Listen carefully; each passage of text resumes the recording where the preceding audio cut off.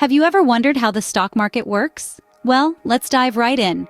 The stock market can be seen as a bustling marketplace, but instead of fruits, vegetables, or clothing, it's a platform where buyers and sellers trade shares of public companies. Now, what are these shares? Simply put, each share represents a tiny piece of ownership in a company. Picture this. You're at a market, and instead of buying a loaf of bread, you're buying a piece of a company. This exchange is what the stock market facilitates. It's a place where companies looking to expand can raise money by selling parts of their business as shares. On the other side, individuals or organizations buy these shares with the hope of making a profit if the company does well. So, the stock market is not just a gamble, it's an exchange where business growth and investor profits meet. Now that we know what a stock market is, how does it function? Well, let's dive into the mechanics of it.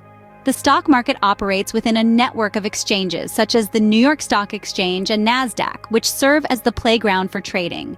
These exchanges provide a regulated and centralized framework where buying and selling of stocks can take place. But how are stock prices determined? This is where the economic principle of supply and demand comes into play. If more people want to buy a stock, demand exceeds supply and the price goes up. Conversely, if more people want to sell a stock than buy it, there is a surplus supply and the price drops. And who makes these trades happen? That's where brokers come in. They act as the middlemen, facilitating trades between buyers and sellers. In essence, the stock market operates on the principles of supply and demand, brokered through centralized exchanges. So, how does one participate in the stock market? Well, the first step is to open a brokerage account.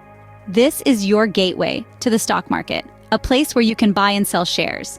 After establishing an account, it's time to start researching companies. Look for businesses with strong fundamentals, a solid track record, and growth potential.